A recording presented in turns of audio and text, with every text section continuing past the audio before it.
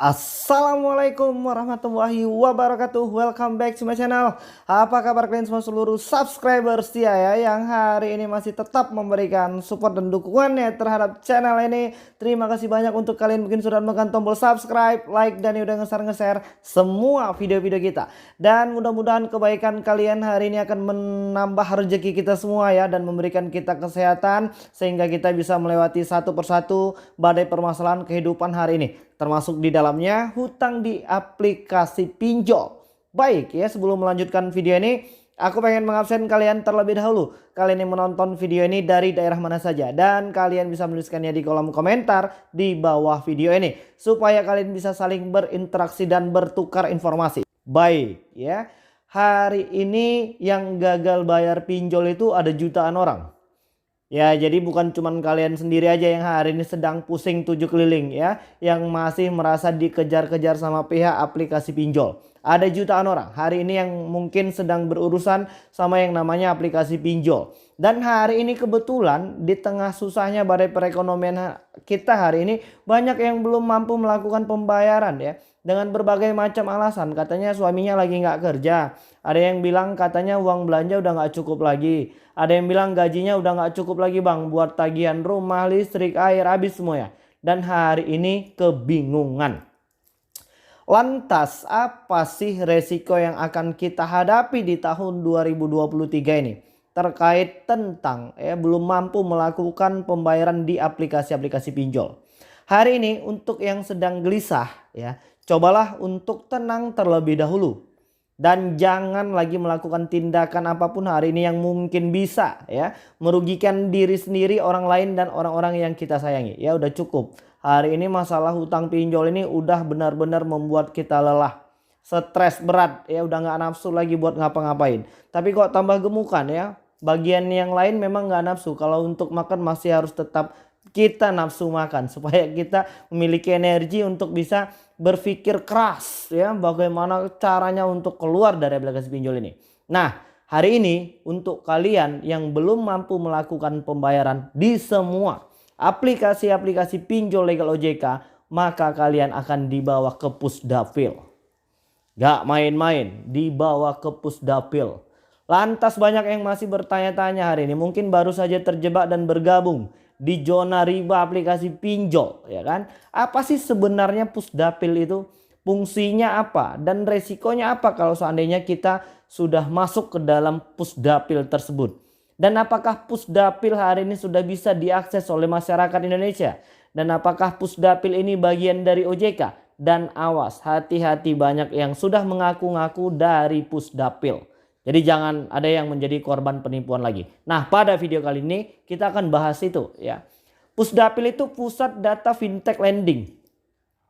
Sepertinya kalau dia diumpamakan, dicontohkan seperti Slick OJK-nya atau BC King.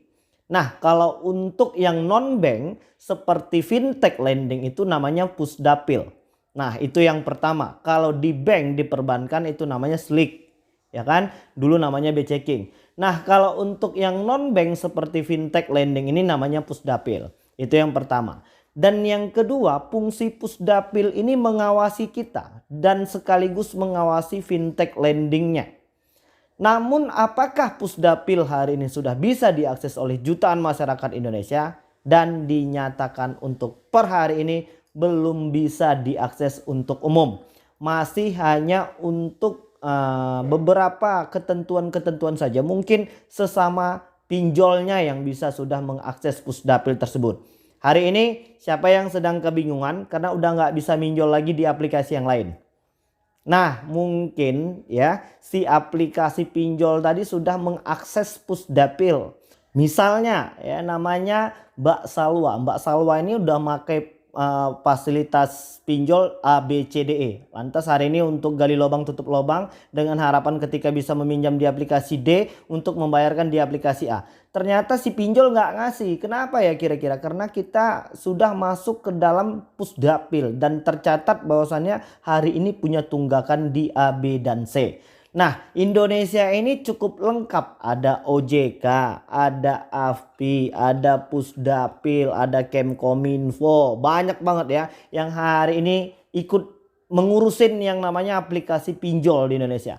Pinjol di Indonesia ini udah cukup lama dan sampai dengan hari ini sepertinya belum kelar ya, masalah aplikasi pinjol ini belum selesai dan masih banyak saja masyarakat yang tertipu karena sudah mengakses aplikasi yang ternyata pinjol ilegal. Nah, Pusdapil inilah ya hari ini yang akan melihat ya apakah kita sedang terhutang di aplikasi-aplikasi pinjol. Dan hari ini setelah kita kemarin langsung berkonsultasi melalui kontak WhatsApp OJK, banyak dari aplikasi-aplikasi pinjol legal OJK itu yang tidak terkoneksi ke Slik OJK. Jadi masih cukup aman, tapi akan masuk ke dalam laporan dari Pusdapil. Jadi nanti sepertinya ke depannya ini akan dipisah ya, untuk yang perbankan itu masuk ke Slik dan untuk yang non bank itu akan masuk ke Pusdapil. Dan hari ini ya masih banyak banget yang kepo, Bang, apa saja aplikasi yang legal OJK itu yang sudah terkena Slik. Berdasarkan balasan dari pihak kontak WhatsApp OJK, katanya belum ada hari ini aplikasi-aplikasi pinjol yang terkoneksi ke Slik. Kalau yang ke Pusdapil secara otomatis katanya seperti itu. Namun kenyataannya hari ini ya banyak aplikasi-aplikasi pinjol itu yang sudah terkena Slik. Kok bisa ya? Bakal ada yang ngebantah di video ini, Bang, bohong lu Bang, ya kan? Kemarin kita coba cek Slik OJK kita, ternyata gua terdapat di beberapa aplikasi-aplikasi yang hari ini gua gunakan. Nah, coba cek aplikasi yang kalian gunakan tersebut ada tidak produk pay letternya. Kalau untuk aplikasi-aplikasi yang menyediakan produk-produk pay letter, maka sekitar 75% memang sudah terkoneksi ke Slik OJK. Karena nanti mereka masuk ke dalam produk pembiayaan, bukan lagi pinjol. Walaupun di aplikasi mereka itu tersedia ya bahwasannya mereka juga menyediakan pinjaman uang. Nah, kepada Bapak Ibu pihak OJK, hari ini sepertinya aplikasi-aplikasi pinjol banyak yang berpindah dan menyediakan produk pay letter. Dan coba nanti tolong dicek ya Bapak Ibu, apakah aplikasi-aplikasi ini memang sudah pantas untuk diberikan kesempatan menyediakan produk pay letter. Soalnya per hari ini itu banyak dari teman-teman kita dan masyarakat yang merasa kerugian ya, karena ditagih dengan gaya-gaya premanisme dan menakut-nakuti masyarakat kita. Harapan gua kepada pihak OJK itu ya, kalaupun memang hari ini kita mau meneruskan bahwasannya aplikasi pinjol tidak boleh lagi menagih di atas 90 hari namun akan dialihkan kepada pihak kedua dan ketiga, kami minta tolong untuk dipastikan bahwasannya tim DC pihak kedua dan ketiga ini memang sudah bersertifikasi. Dan apabila memang pihak aplikasi pinjol ini yang menyewa pihak kedua dan ketiga ini memang belum bersertifikasi, tolong untuk aplikasinya dibekukan saja. Ya, jangan hari ini masih ada saja masyarakat yang menjadi korban, ya kan? Jadi Pusdapil tadi itu ya seperti Slik OJK ya kawan-kawan. Dan apa efeknya? Efek negatifnya kalau hari ini kalian belum mampu melakukan pembayaran, hanya masuk ke Pusdapil.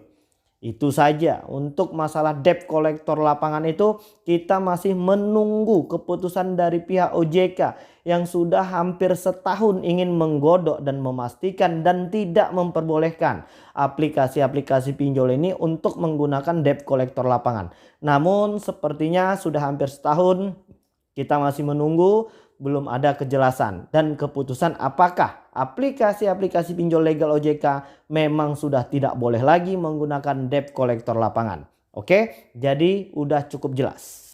Yang terpenting hari ini gak perlu mikirin yang gak penting-penting. Hari ini hal yang paling penting itu adalah bagaimana caranya mengupgrade diri kita menjadi yang lebih baik lagi. Stop gali lubang tutup lubang dan jangan lagi berkenalan sama yang namanya aplikasi pinjol. Biar hidup kita aman, nyaman, tentram dan bisa hidup dengan tenang. Oke, jadi mungkin itu dulu yang bisa aku sampaikan dan mudah-mudahan video ini bermanfaat untuk kita semua. Assalamualaikum warahmatullahi wabarakatuh.